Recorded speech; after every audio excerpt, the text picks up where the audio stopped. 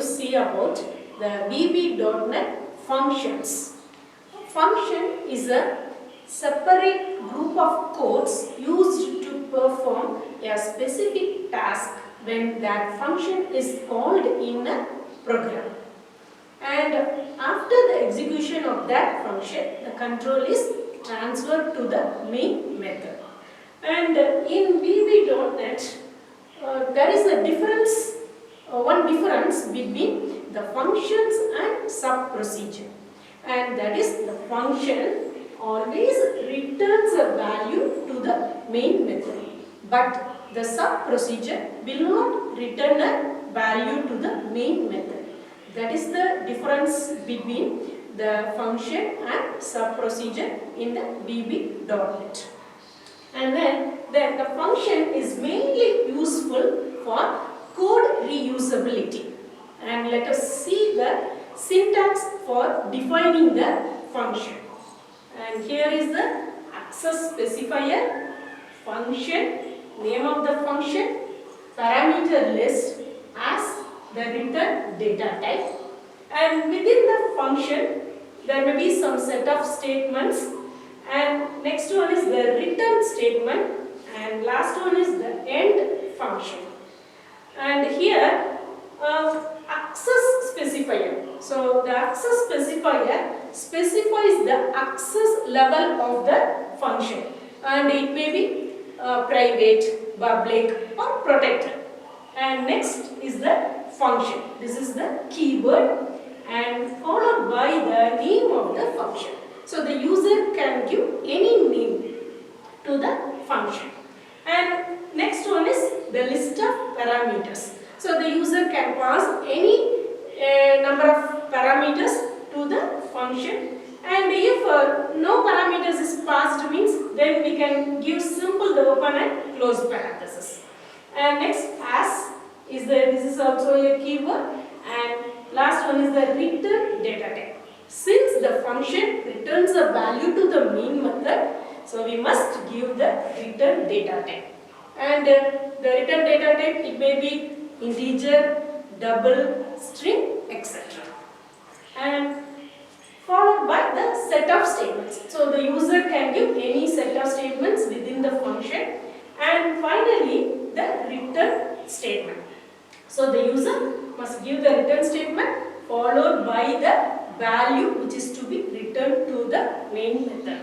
And last one is end function. So this is the syntax for defining the function. And the function can return the value to the main method in two ways.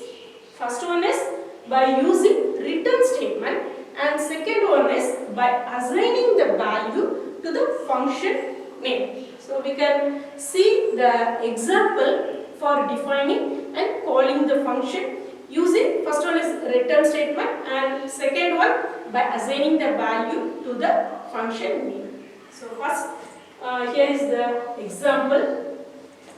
One example for adding two numbers. So imports, first line is imports system.consume, and second line module definition, module name of the module, and next one is sub main method. And within the main method, so I am declaring two variables a and b. So a is declared as integer, the value is 50, and b is declared as integer and it is the value 20. And next I am declaring one variable, that is total. And next line is total equal to add of a comma b. So this is the function call, and the name of the function is add. And here I am passing two variables a and b. So the parameters a and b is passed to the function add. So by seeing that, the control is transferred to the function, and within that function the sum of the two numbers is calculated and the result is returned to the main method and it is stored in the variable total. And next line is right line. So I am writing the total sum is, that is sum is 70 will be displayed on the screen and end sum. So this is main method, and next I am going to define the function. So here public function, this is the keyword, and add is the name of the function, and I am passing two variables n1, n2 and as, and the return data type is integer. So you must give the return data type. And within the function I am declaring one variable sum, and it is declared as integer and it is initialized to 0. And I am adding the two numbers, sum is equal to n1 plus n2.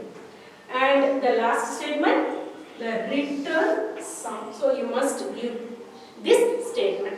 So on seeing this statement, the sum, that is 70, the value is returned to the main method and it is stored in the total variable.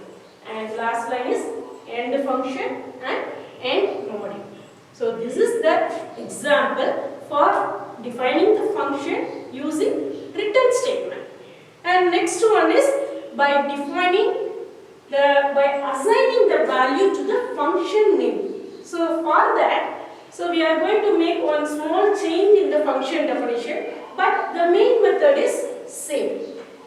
So I am changing, instead of the return statement, I am going to give add equal to sum.